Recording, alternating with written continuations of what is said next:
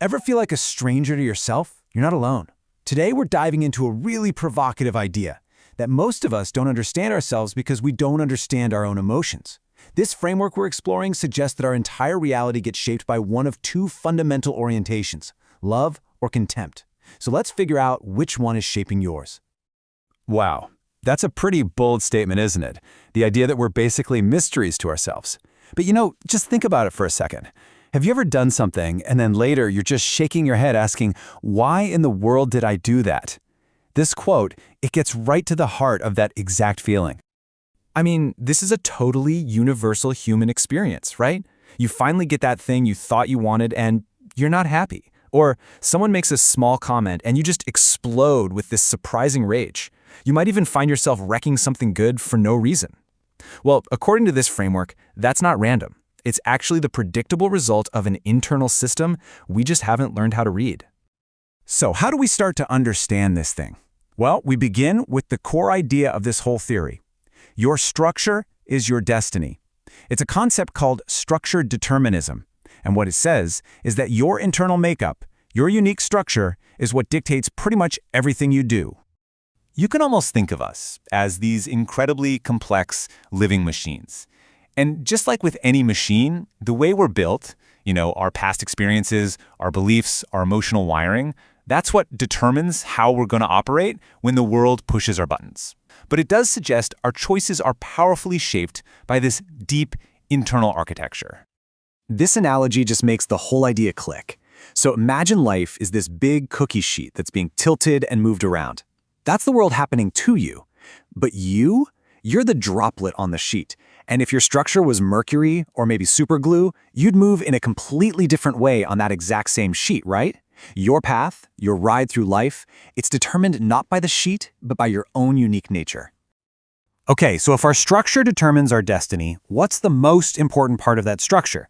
According to this framework, it all boils down to two fundamental lenses, or meta-orientations, that color everything we experience. This is described as the ground of our being. It's like a precognitive filter. So before your conscious mind even has a chance to figure out what something means, your entire system has already taken a fundamental stance toward it. And that stance is either one of love or one of contempt. And the difference between these two is just night and day. A structure that's oriented toward love wants to appreciate, to understand. Its basic stance is one of open, benevolent interest. But a structure oriented by contempt, it has the exact opposite goal: to blame, to invalidate, and ultimately to destroy. Its stance is all about being negative, shut down, and reactive. Now, it is absolutely crucial to understand that this is not some simple good versus evil, black or white thing. Almost all of us are a mixture of both. The real question is, what's the balance? In your system, is there a preponderance of love or a preponderance of contempt? Because that balance, according to this theory, is a direct barometer of your overall mental health. So, how does this core lens actually work in the real world? It's not just a passive filter. It actively creates our reality through a really clear step-by-step process. It's like a causal chain, a ripple effect. It starts with your structure, your core lens. That determines your perception. That perception then leads you to create a certain meaning out of what's happening. That meaning, in turn, triggers your emotional programs, fear, anger, joy, and sets your goals. And then finally, all of that results in how you behave. It's a straight line from your inner world to your outer actions. So let's say your primary lens is contempt. What does that actually look like? Well, your perception of yourself, of other people, of the world, it's going to be negative. The meaning you pull from events will be hostile. And this just inevitably triggers emotions like the seething anger and disgust. And your behavior will be driven by a deep desire to punish, to attack, and to just tear things down. And this brings us to the kind of dark payoff. For a system that's built on contempt, the main source of pleasure isn't real joy. It's Schadenfreude, that little feeling of pleasure you get from watching others fail or suffer. It's the emotional reward for a system that's geared toward invalidation. But the path of love is a completely different story. And it's not about being happy all the time. Not at all. It's about experiencing the full, vibrant spectrum of human emotion in a really healthy, connected way. Even the so-called negative emotions, they take on a whole new quality. So the key point here is that love is not about avoiding pain. It's about feeling it for a reason. Anger isn't just about lashing out. It becomes a righteous anger to protect someone from harm. It's easy to make a loving person sad because their heart is open to the world. And love doesn't hide from shame.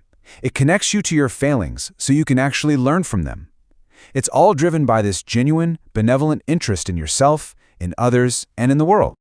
So what's the ultimate point of understanding all this? Well, it connects directly to one of our most basic human drives, the search for meaning in our lives. I think this idea just ties everything together perfectly. Finding purpose, experiencing something profound, it isn't some abstract philosophical game. From this point of view, it's the direct result of cultivating a structure of love. It's the only place where true meaning can really be found. You know, we all have that little philosopher inside of us asking, what's the point of it all? Or, who am I, really? This theory gives a very direct answer. The point is to do the hard work of rooting out contempt in our own hearts to make more room for love. The quality of your life and your ability to find meaning in it really depends on which of these two lenses you actively choose to cultivate and look through. And that leaves us with one last, really powerful question. We might all say we value love, of course, but our actions, our automatic reactions, they're the real evidence of our internal structure. So if you look at your life, your reactions, your goals, what's the real answer that you're living out right now, today? That's a question only you can answer. Thanks for watching.